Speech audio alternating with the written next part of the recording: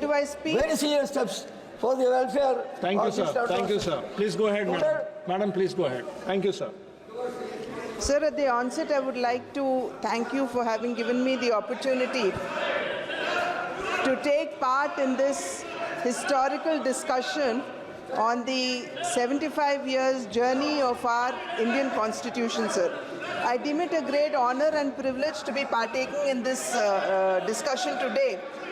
And it would be our bounden duty to be paying our respects to the framers of our Constitution, one of the tallest statesmen of our country, Dr. Babasaheb Bhimrao Ambedkar ji, who had actually chaired the drafting committee, and also the 389 members of the Constituent Assembly who had contributed to the framing of our Constitution.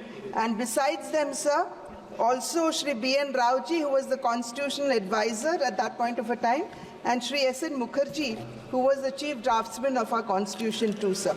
Sir, it is pertinent here to draw the attention of the respected House to the observations made by Professor Tom Ginsburg, who was a professor at the University of Chicago.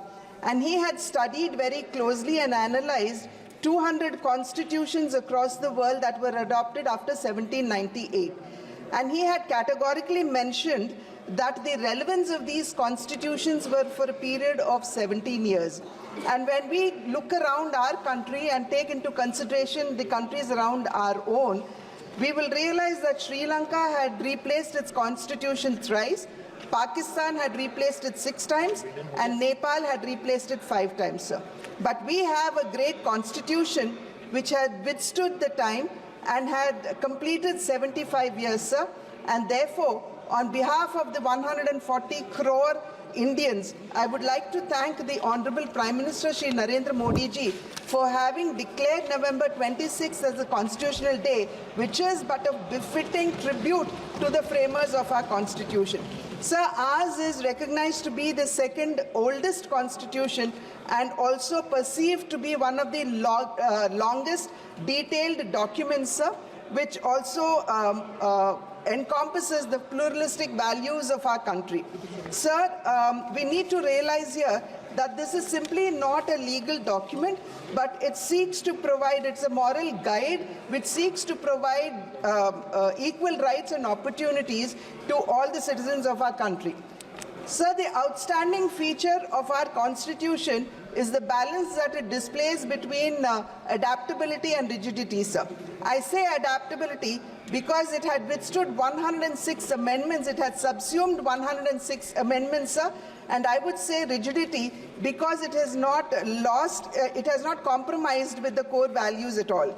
Sir, I would here like to quote the words of Babasaheb Ambedkar when he said, "The Constitution is not a mere lawyer's document, and its spirit is always the spirit of the age." This reflects the strength of our Constitution, sir.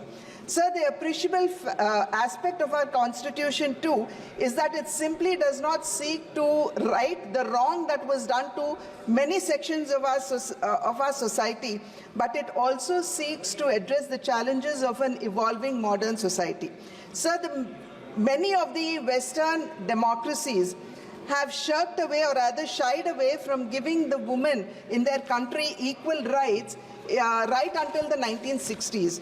But sir, it was our Constitution that gave the women of our country equal rights, even as equal voting rights, even as early as 1949. And sir, this might have been a revolutionary decision at that point of a time. Sir, it simply not gives the women equal voting right, but it also ensures equality to the women and protects them from discrimination, which is reflected in the various articles of our Constitution. For example, Article 14 ensures equality before law and equal protection of laws. Article 15 prohibits discrimination by any state on gender basis. Article 16 ensures equality of opportunity in employment. Article 39D ensures equal pay for equal work. Article 42 directs the states to provide humane working conditions, maternity relief, and there are many more articles, sir. The reason why I am quoting these articles here today is that these various articles have been made possible and have found their way into the Constitution of India because of the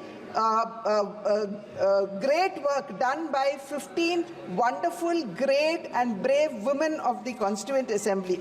Sir, I would like to quote some of them and also remind the House the work that they have done, sir. Sir, Srimati Sarojini Naidu was one of them, and she promoted the importance of national identity symbolized in the national flag. Sir, Begum Qudsiya Ejaz Rasulji, who strongly opposed communal reservations, sir, but she advocated minority education. Srimati Ammu Swaminathan, which one of the colleagues had just mentioned, who was fondly called Ammukutti, who spoke on the economic issues and the problems of women workers. Hansa Jivaraj Mehta, who advocated